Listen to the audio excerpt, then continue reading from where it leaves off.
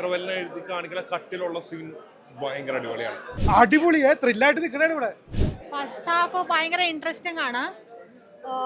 ദൃശ്യം 2 കൂടെ നമ്മൾ തിയേറ്ററിൽ കണ്ടായിരുന്നെങ്കിൽ ആ സമയത്ത് അത് വലിയൊരു നഷ്ടം പോലെ തോന്നുന്നു ഇപ്പോൾ. ഒരു വളരെ ഒരു ഹൈപ്പിലാണ് ഒരു ഇന്റർവെൽ പോർഷൻ വന്നേക്കുന്നത്.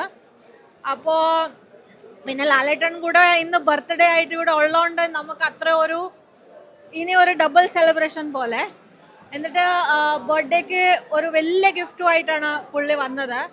അജയ് ദേവ്ഗന്റെ കരിയറിന്റെ നെക്സ്റ്റ് ഹിറ്റായിട്ടാണ് ഇത് തോന്നുന്നത്. ജിത്തു ജോസഫും മോഹൻലാലും ഒരുക്കിയേക്കുന്നത്. ആൻഡ് ഞാൻ ആക്ച്വലി ഫാൻ ഷോയ്ക്കായിട്ട് ബോംബെ നിന്നാണ് വരുന്നത്. അപ്പോൾ അതിൻ്റെ എന്താണ് പറയുന്നത്, ആ എഫേർട്സ് എടുക്കുന്ന ഒരു ഇതുണ്ടല്ലോ, കഷ്ടപ്പാട്, അത് വെർത്തായിട്ട് തോന്നുന്നുണ്ട്.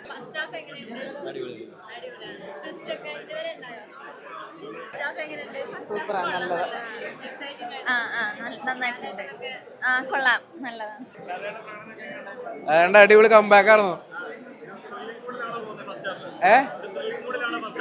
ഫസ്റ്റ് ഹാഫ് സെക്കൻഡ് ഹാഫിന് എങ്ങനെയാ നോക്കാം. ഫസ്റ്റ് ഹാഫ് കുഴപ്പമില്ലായിരുന്നു, നല്ലായിരുന്നു.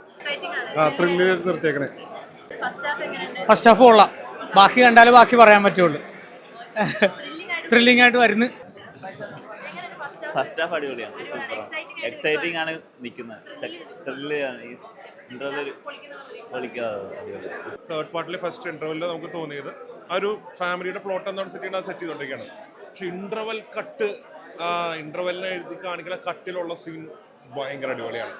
അതായത് എപ്പോഴും ആ ഒരു ട്രാൻസിഷൻ 1ഉം 2ലും 3ലും ആ ഒരു ഹാഫ് ലൈൻ ആകുമ്പോൾ ഒരു ട്രാൻസിഷൻ ഉണ്ട്. അത് നമുക്ക് തേർഡിലും ആ ഇന്റർവെൽ കട്ടിൽ നമുക്ക് കിട്ടും. നല്ലതാണ്, സൂപ്പറാണ്. ഒരു പഞ്ച് എന്നിട്ട് നിർത്തിയേക്കണത്.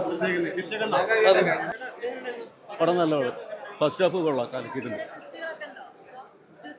ആ ട്വിസ്റ്റ് കൊണ്ട് നിർത്തിയേക്കണത് നല്ല രസമായിട്ട് കൊണ്ടുവന്ന് നിർത്തിയിട്ടുണ്ട് സിനിമ. ഇനി അങ്ങോട്ട് തുടർന്ന് എങ്ങനെയാണെന്ന് പറയാൻ പറ്റില്ല. അങ്ങനെയാണ്. നല്ല അടിപൊളി ഒന്നും പറയാനില്ല.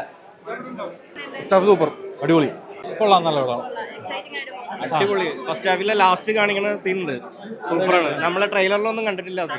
അടിപൊളിയെ ത്രില്ലായിട്ട് നിൽക്കണേ ഇവിടെ.